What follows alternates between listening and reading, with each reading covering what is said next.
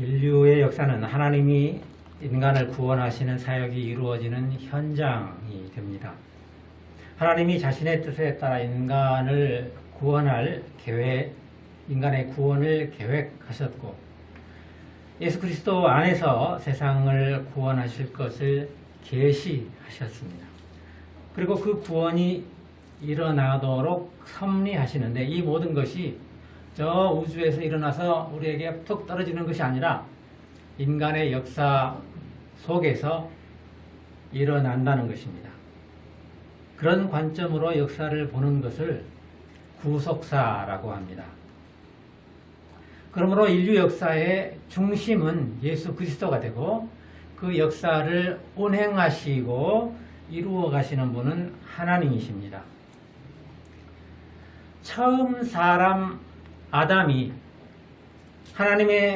하나님과의 언약을 깨뜨림으로써 인간의 타락이 발생하였고 죄가 세상에 들어왔습니다.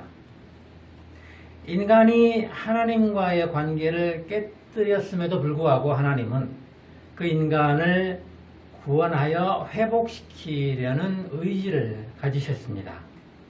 우리가 창세기에서 보는 바와 같이 타락한 인류는 점점 죄악을 향하여 내달렸고 결국에는 하나님이 홍수로 그 인간을 멸망시키셨습니다. 그리고 그 가운데서 살아남은 의인 한 사람 노아를 통해서 다시 인류가 시작되게 하셨습니다. 그러나 유감스럽게도 노아 역시 타락한 인류의 후손이었고 그래서 노아로부터 시작된 인류 역시 아담의 후손과 다를 것이 없었습니다. 하나님은 인간을 구원하시려는 계획을 가지셨는데 그것은 자기 아들을 세상에 보내셔서 인간의 죄를 대속해서 죽게 하는 것이었습니다. 하나님은 이 아들을 세상에 보내시기 위해서 준비 작업을 하셨는데 그것은 바로 이스라엘이었습니다. 하나님이 이스라엘 민족을 자기 백성으로 선택하셨단 말이죠. 나는 너희의 하나님이 되고 너희는 내 백성이 되리라. 이 언약이 하나님과 이스라엘 사이에 체결되었습니다. 그리고 그 언약이 계속 유지되기 위한 계약서가 모세의 율법이에요. 그래서 이스라엘은 하나님을 섬기는 하나님의 백성으로 이 땅에 존재하게 되었고 하나님은 그 자기가 선택한 그 백성, 자기 백성을 통해서 아들을 보내시려고 계획하신 것입니다. 그러니까 모세 율법에 의하면 하나님의 백성이 되는 방법은 이스라엘 사람으로 태어나는 거예요. 출생에 의해서 자동으로 하나님의 백성이 되는 것입니다. 이 사람들이 보니까 다른 민족들은 모두 우상을 자기들의 신으로 섬기고 있습니다. 이스라엘의 하나님은 나 외에는 다른 신이 없느니라 이렇게 선포하시고 다른 신 섬기는 것을 철저하게 금지하셨습니다. 그것이 이 언약 백성, 하나님이 자기 백성으로 선택하신 이스라엘에게 요구되는 아주 강력한 요구사항이었습니다. 나 외에는 다른 신은 없으니 다른 신을 섬기지 말라. 그것들에게 절하지 말라. 이스라엘의 역사 속에서 그들이 하나님과의 이 계약을 지키지 못해서 고생을 많이 했습니다. 다른 민족들의 침략을 당하고 심지어는 나라가 망하기까지 했습니다. 그래도 이스라엘 민족은 완전히 없어져 버리지 않고 하나님을 섬기는 민족으로 그 명맥을 유지하고 있었습니다. 인류의 역사 가운데 마침내 때가 되어서 하나님이 그 아들 예수 그리스도를 세상에 보내셨을 때 유대인들은 비록 로마의 지배를 받고 있었지만 종교적 공동체라는 성격을 강하게 가지고 있었고 그래서 상당한 자치권을 행사할 수 있었는데 그 권한을 가진 사람들이 종교 귀족들이었습니다. 바로 바리새파 사람들 그리고 사두개파 사람들입니다. 바리새파는 모세오경과 선지자 그리고 장로들의 유전까지 받아들여서 다 율법으로 그것을 인정하고 그 율법을 철저히 지키려고 했던 사람들입니다.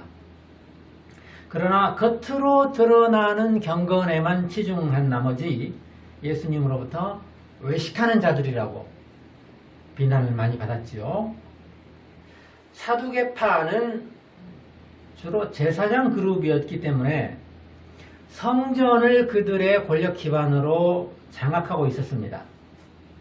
그들은 모세오경만 율법으로 인정을 했어요. 그리고 그들은 로마와 협조하여 권력을 보장받았고 또 현세주의자들이어서 믿음이 별로 없었어요. 천사도 믿지 않고 또 부활 같은 것도 믿지 않았습니다. 그래서 같이 권력을 나누어 가지고 있었지만 이 바리새파와 사두개파는 결코 서로를 용납할 수 없는 앙숙이었습니다. 이 바리새파와 사두개파가 산헤드린 공회를 구성해서 백성들을 다스리고 있었습니다. 그런데 바리새인 중에 니고데모라는 사람이 있었다고 했어요. 이 니고데모는 유대인의 지도자였다고 했습니다. 유대인의 지도자라는 것은 산헤드린 공회의 의원이라는 것입니다. 산헤드린 공회는 70명으로 구성이 되어 있어요.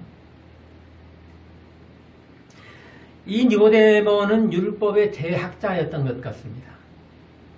바리새인으로서 산헤드린의 공회의원이라면 그리고 율법의 대학자라면 유대 사회에서는 최상위 계층이에요. 모든 것을 다 가진 사람이죠. 다른 사람을 부러워하거나 다른 누구에게 아쉬운 소리를 할 이유가 없는 사람입니다.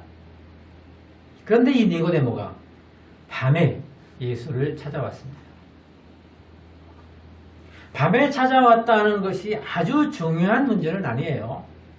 그저 조용히 사적인 대화를 나누기 위해서 밤에 찾아온 것이라고 생각됩니다. 물론 바리새파가 집단적으로 예수를 적대시하고 있었기 때문에 바리새파의 핵심 인물 중 한 사람인 이 니고데모가 공개적으로 예수님을 우호적으로 방문하는 것은 곤란할 수도 있었겠지요. 어쨌든 니고데모는 중요한 것은 예수님과 단둘이 깊은 대화를 하기 위해서 찾아왔다는 것입니다. 율법의 대학자로서 이스라엘의 선생이라는 칭호를 가진 이 니고데모가 젊은 예수를 찾아와서 이렇게 부릅니다. 랍비여. 랍비는 율법 교사를 의미합니다. 랍비여 이렇게 부른다는 것은 율법에 관해서 뭐 좀 가르쳐 주세요.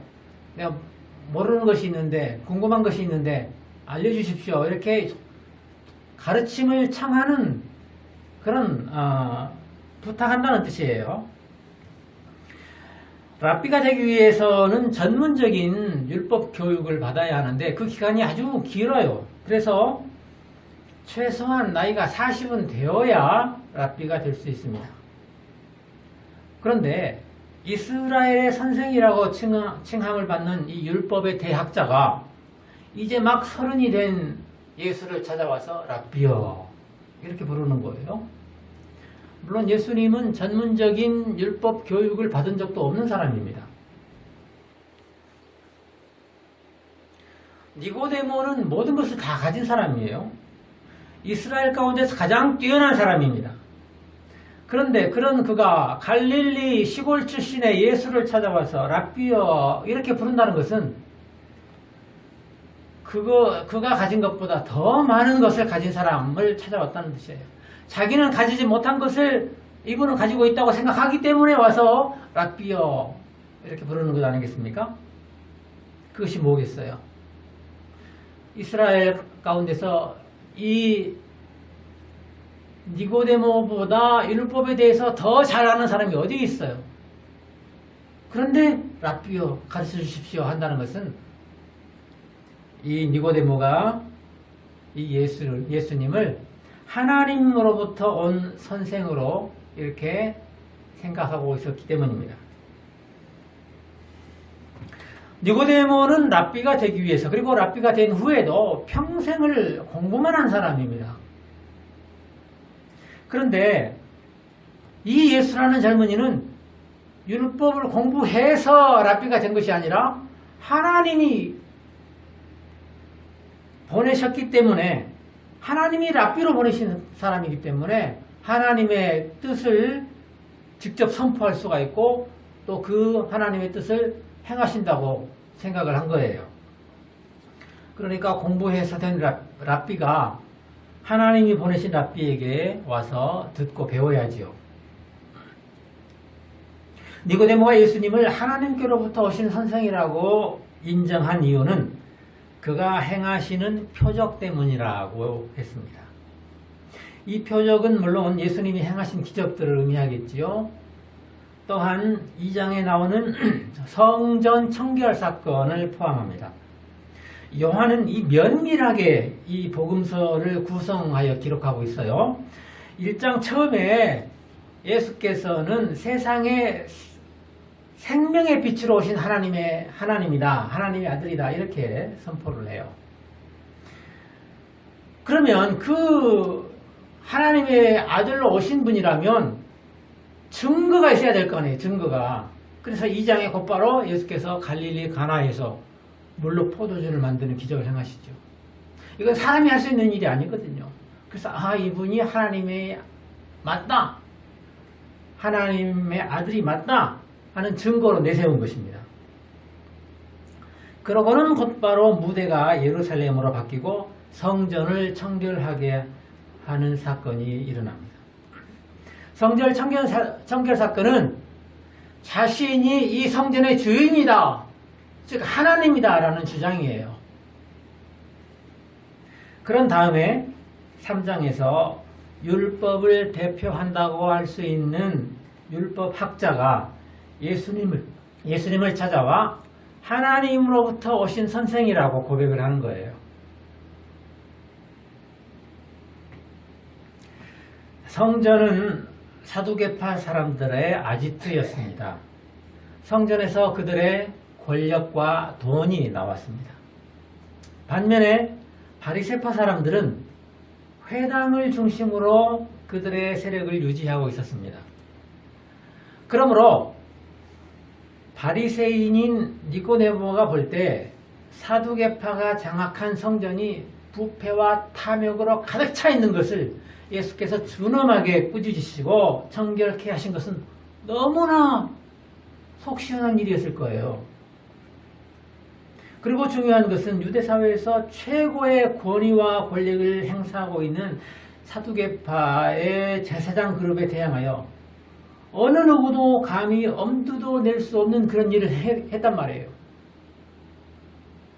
그런 일을 거리낌 없이 할 수 있다는 것은 하나님이 보내신 분이 아니면 할 수 없다. 이것이 니고데모의 결론인 것입니다. 그래서 밤에 예수님을 조용히 찾아와서 랍비여 이렇게 부르고 있는 거예요. 그런데 예수님의 첫 마디는 니고데모에게 청천벽력과 같은 말씀이었습니다. 사람이 거듭나지 아니하면 하나님 나라를 볼 수 없느니라. 하나님의 백성으로서 종교적 공동체인 이스라엘 가운데서 니고데모는 최상위 금수저였단 말이에요. 하나님 나라에 들어갈 사람들을 한 줄로 세운다면 맨 앞에 서 있을 사람이 바로 니고데모입니다. 유대인으로 태어남과 동시에 그들은 혈통적인 하나님의 선택된 백성에 포함되었습니다. 그리고 그 백성의 자격을 유지하는 데 필요한 것이 율법을 지키는 것인데 바리새인들만큼 철저하게 율법 지키는 사람이 없거든요. 게다가 니고데모는 그 율법의 대학자예요. 백성들에게 이 율법을 가르치는 이스라엘의 선생입니다. 그런데 그 니고데모마저도 하나님 나라의 백성이 되려면 다시 태어나야 한다는 거예요. 니고데모가 그거 이해가 되겠어요? 용납할 수 있겠어요? 그래서 이렇게 묻습니다. 사람이 늙으면 어떻게 다시 낳을 수 있습니까? 어머니 뱃속에 들어갔다가 다시 낳을 수 있습니까? 니고데모가 이렇게 질문하는 것처럼 어머니 뱃속에 들어갔다가 다시 태어나는 것은 불가능한 일입니다. 그리고 설령 그렇게 다시 태어난다 할지라도 첫 번째 출생과 다를 것이 무엇입니까? 두 번째로 태어나면 새 사람이 됩니까? 다시 태어난 사람은 죄 안 짓고 살 수 있을까요? 그래서 우리가 인간의 출생의 비밀을 알아야 해요. 자, 맨 처음 사람이 어떻게 출생했는지 봅시다. 출생한 것이 아니고 그거 만들어졌죠. 창세기 1장 7절은 이렇게 말합니다. 여호와 하나님이 땅의 흙으로 사람을 지으시고 생기를 그 코에 불어넣으시니 사람이 생명이 된지라. 여기 중요한 단어가 두 개 나와요. 생기 그리고 생명. 자, 인간은 흙으로 만들어졌어요. 그리고 거기에 생기가 주입되었습니다. 생기는 breath of life예요. 생명의 숨이에요. 하나님이 마치 숨을 내쉬는 것처럼 그 생기를 아담에게 불어넣으셨단 말이에요. 그러니까 흙으로 만든 그 사람이 생명이 되었어요. 생명은 living soul, living being, living creature 이렇게 영어로 번역이 되는데 살아있는 존재라는 뜻입니다. 그러니까 흙, 이건 생명이 없는 거잖아요. 그 생명 없는 흙으로 사람을 만들었는데 거기다가 하나님이 생명을 불어넣으셨어요. 그러니까 이것이 living soul이 된 거예요. 살아있는 존재가 된 거예요. 쉽게 말해서 인간은 하나님의 생명을 나누어 가진 것입니다. 이게 핵심이에요. 하나님의 생명이 그에게 들어가서 살아있는 존재가 되었습니다. 그런데 하나님은 아담이 이 생명을 유지하는 조건을 한 가지 내걸으셨어요. 동산 중앙에 있는 선과 악을 알게 하는 나무의 열매를 먹지 말라. 그것을 네가 먹는 날에는 반드시 죽을 것이다. 반드시. 하나님의 생명을 나누어 가졌는데 하나님의 명령을 지키지 않으면 그 생명을 다시 빼앗아 가신다는 거예요. 그리고 아담이 선악과를 먹어버렸죠. 하나님이 뭐라고 선포하셨습니까? 너는 흙이니 흙으로 돌아갈 것이니라. 하나님의 생명을 빼앗아 버리니까 뭐만 남아요? 흙만 남잖아요. 그러니까 흙으로 돌아가는 거예요. 이것이 죄의 결과입니다. 죄의 결과로 생명을 잃어버린 거예요. 여기서 한 가지 중요한 원리가 발견됩니다. 죄와 생명은 결코 양립할 수 없다. 그러므로 늙은 니고데모가 설령 어머니 뱃속에 들어갔다가 다시 태어난다고 해도 하나님 나라에 들어갈 수 있는 자격을 얻는 출생은 되지 못합니다. 예수님이 뭐라고 하셔요? 육으로 난 것은 육이니. 그러니까 유대인들은 출생과 동시에 자동으로 혈통적인 하나님의 백성이 된다는 그 관념을 예수님이 지금 산산조각내고 계시는 거예요. 아무리 유대인으로 태어나도 아무리 유대인의 금수저로 태어난다 해도 하나님 나라에 들어가는 그 출생이 아니라고요. 육으로 난 것은 육이라고요. 너희는 나를 누구라 하느냐 이렇게 예수님이 물어보셨을 때 베드로가 주는 그리스도시요 살아계신 하나님의 아들이십니다. 이렇게 대답하니까 예수님이 너 참말 잘했다 이렇게 칭찬하시면서 뭐라고 하셔요? 이를 내게 알게 한 이는 혈육이 아니요 하늘에 계신 내 아버지시니라. 혈육이라는 게 뭐예요? 유대인으로 태어났다는 그 혈통인 거예요. 유대인들은 태어남과 동시에 자동으로 하나님의 백성이 된다고 이렇게 생각을 했는데 그 혈통으로 베드로가 예수님을 하나님이라고 고백할 수 있는 게 아니라는 거예요.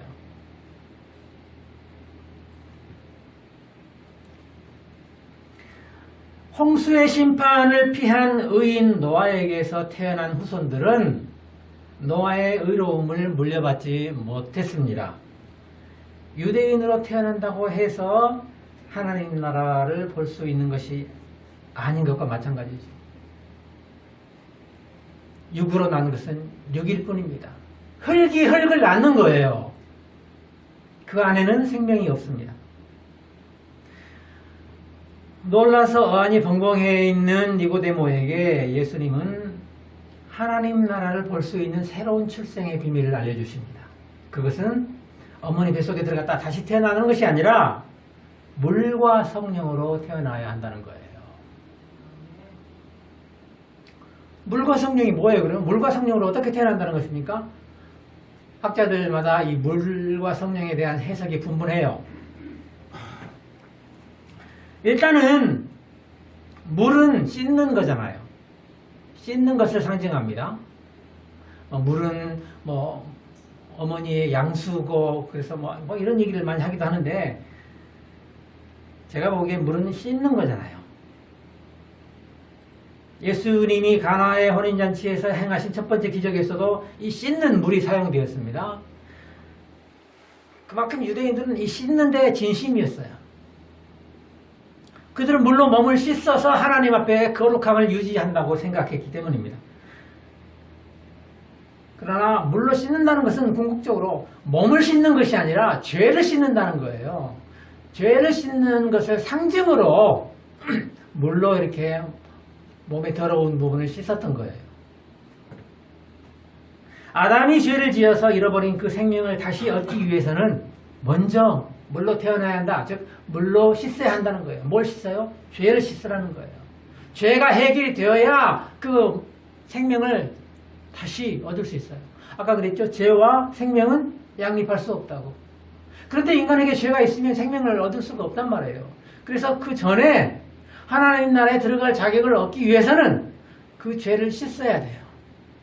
그래서 물이 필요한 거예요. 물론 물로 죄를 씻는 건 아닙니다. 물로 아무리 씻어도 죄는 안 씻어지지 않지요. 상징적인 거예요. 상징적으로 씻는다는 거죠.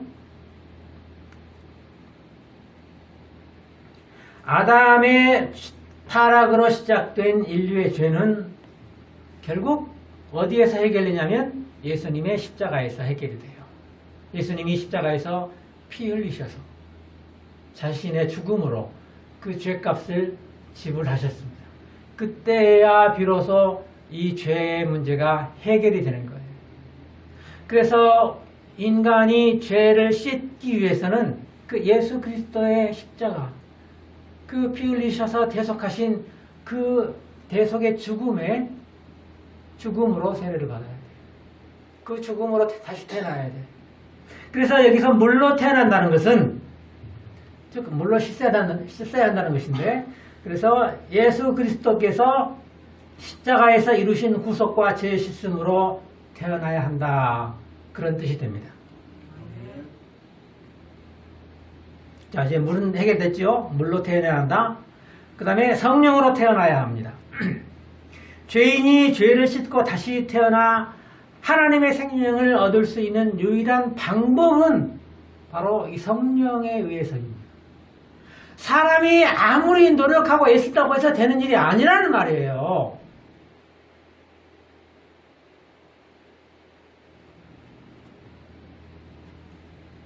그리고 성령께서 하시는 일은 사람이 다 이해하고 파악할 수가 없어요. 하나님이 하시는 일인데 사람이 다 그것을 파악할 수가 없죠. 그래서 예수님은 아주 쉬운 예로 바람 얘기를 하시잖아요. 바람. 성령으로 난 사람은 이러하다 하시면서 바람 부는 소리는 네가 들어도 어디에서 와서 어디로 가는지 네가 알 수 없는 것처럼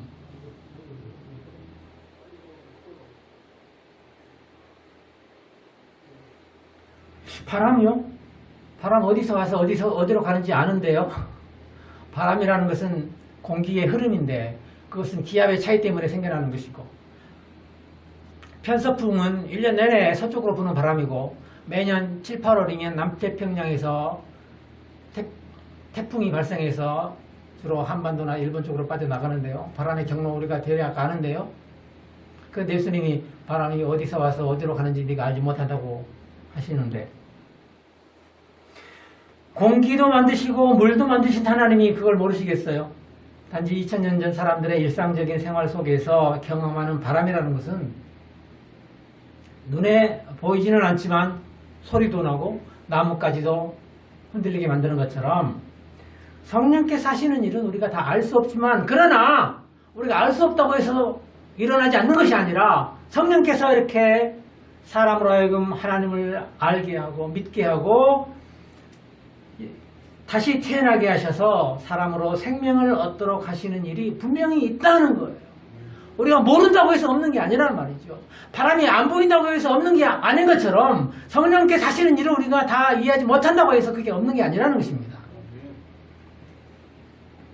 그래서 니고데모는 무슨 말인지 모르겠다고, 어떻게 그런 일이 있을 수 있냐고 이렇게 묻습니다. 그러니까 예수님이 네가 이스라엘 선생이라고 하면서 그것도 모르느냐 이렇게 책망을 하시죠. 왜냐하면 지금 예수님이 물과 성령으로 나지 아니하면 하나님 나라에 들어갈 수 없다고 하신 이 말씀이 사실은 구약 성경을 암시하신 말씀이에요. 에스겔서 우리 성경 한번 찾아봅시다. 에스겔 36장 25절부터 28절입니다. 에스겔 36장 25절에서 28절 우리 같이 읽어볼까요? 시작. 맑은 물을 너희에게 뿌려서 너희로 정결하게 하되 곧 너희 모든 더러운 것에서와 모든 우상 숭배에서 너희를 정결하게 할 것이며, 또 새 영을 너희 속에 두고 새 마음을 너희에게 주되 너희 육신에서 굳은 마음을 제거하고 부드러운 마음을 줄 것이며, 또 내 영을 너희 속에 두어 너희로 내 율례를 행하게 하리니 너희가 내 규례를 지켜 행할지라. 내가 너희 조상들에게 준 땅에서 너희가 거주하면서 내 백성이 되고 나는 너희 하나님이 되리라. 아멘. 오늘 니고데모에게 하신 말씀이 다 들어있잖아요. 하나님을 떠난 이스라엘은 처참하게 파괴되고 폐허만 남았습니다. 그 폐허를 향해서 하나님은 에스겔을 통해 이렇게 말씀하십니다. 하나님께서 이 이스라엘을 다시 회복하시겠다는 거예요. 그런데 어떻게 회복을 해요? 첫째로 맑은 물로 씻어서. 이스라엘이 그렇게 망해버린 것은 죄 때문이거든요. 그런데 그들을 회복하기 위해서는 그 죄를 먼저 씻어야 될 거 아니에요. 그래서 맑은 물을 너희에게 뿌려서. 그 다음에 둘째로는 뭡니까? 하나님의 영을 그들 안에 두시겠다는 거예요. 그래서 그들이 하나님의 규례를 지키고 행하도록 하겠다는 것입니다. 아담이 그랬던 것처럼, 사사시대 사람들이 그랬던 것처럼 하나님께 순종하기보다 자기 멋대로 행하여 범죄의 길로 가던 사람들 안에 하나님의 영이 들어오셔서 그들을 다스리시고, 사람이 자기 속인의 어른대로 자기 멋대로 행하게 내버려 두지 않으시고 하나님의 영이 그들을 다스리실 때 그들이 하나님께 순종하고 하나님의 규례를 지킬 수 있게 됩니다. 그 결과가 뭐예요? 그들은 하나님의 백성으로 회복되는 거예요. 내가 너희 조상들에게 준 땅에서 거주하면서 너희는 내 백성이 되고 나는 너희 하나님이 되리라. 성부 하나님이 구원을 설계하셨습니다. 성자 하나님이 십자가에서 그 구원을 이루셨어요. 그리고 성령 하나님이 그 이루어진 구원을 각 사람에게 적용시키십니다. 어떻게 해요? 믿게 하시는 거예요. 아무리 예수님이 구원을 이루어 놓으셨어도 내가 믿지 않으면 아무 상관이 없어요. 그런데 내가 그 구원을 믿고 받아들이도록 하시는 게 성령. 그래서 구원은 삼위일체 하나님의 합작품입니다. 그리고 그 구원의 핵심은 사람에게 잃어버린 그 하나님의 생명을 되돌려주는 것, 다시 되찾게 하는 것, 그것입니다. 요한복음의 키워드는 생명입니다. 1장에서는 예수님을 생명의 빛이라고 했고 3장 이 니고데모와의 대화가 계속되면서 예수님이 이렇게 말씀하시죠. 하나님이 세상을 이처럼 사랑하사 독생자를 주셨으니 이는 그를 믿는 자마다 멸망치 않고 영원한 생명을 얻게 하는 것입니다. 구원은 영원한 생명을 다시 얻는 거예요. 6장에서 예수님은 자신을 하늘에서 내려온 생명의 떡이라고 하셨어요. 자기를 먹어야 산다고 하신 거. 이 생명을 주려고 오신 거예요, 예수님은. 10장에서는 내가 온 것은 양으로 생명을 얻게 하고 풍성히 얻게 하려는 것이다. 11장에서 예수님은 나는 부활이고 생명이니 이렇게 말씀하셨고 14장에서는 내가 곧 길이요 진리요 생명이니 예수님 말씀마다 내가 생명이다. 내가 생명을 주러 왔다. 이런 말씀을 반복하십니다. 그리고 20장에서 요한은 이 책을 기록한 목적이 사람들로 하여금 예수께서 하나님의 아들 그리스도이심을 믿고 그 이름을 힘입어 뭘 얻어요? 생명을 얻게 하려는 것이다. 이 생명을 얻는 것이 바로 구원입니다. 여러분, 근데 구원을 어떻게 얻어요? 다시 태어나야 한다. 이 다시 태어남의 출생의 비밀을 가져야 한다. 태어나는 것은 생명을 가진다는 거예요. 물과 성령으로 다시 태어나 하나님 나라에 들어가는 이 출생의 비밀을 간직한 여러분 다 되시기를 축복합니다. 기도하겠습니다. 거룩하신 하나님 아버지, 우리에게 생명을 주시려고 우리 주님 이 땅에 오셔서 자기 목숨을 십자가에서 그렇게 내주셨습니다. 하나님의 생명을 나누어 가진 고귀한 존재였으나 그 생명을 지키지 못하고 그 생명을 잃어버려서 흙의 근본으로 돌아갈 수밖에 없었던 우리 무가치한 인간들을 하나님께서 긍휼히 여기시고 구원하시기로 작정하셔서 자기 아들 예수 그리스도 이 땅에 보내셔서 우리 대신 죄값을 치러 죽게 하시고 그로 말미암아 우리에게 다시 새로운 생명을 얻게 하여 주신 하나님, 성령 하나님께서 오늘 우리 가운데 찾아오셔서 이 생명을 우리가 알게 하시고 또 얻게 하시고 믿게 하여 주신 은혜를 감사합니다. 우리가 이 생명을 가진 자로서 이 생명을 더욱 풍성하게 가진 자로서 하나님의 백성으로 하나님 나라의 자녀로 힘있게 능력있게 살아갈 수 있도록 날마다 믿음을 더하여 주시옵소서. 주 예수님의 이름으로 기도합니다. 아멘.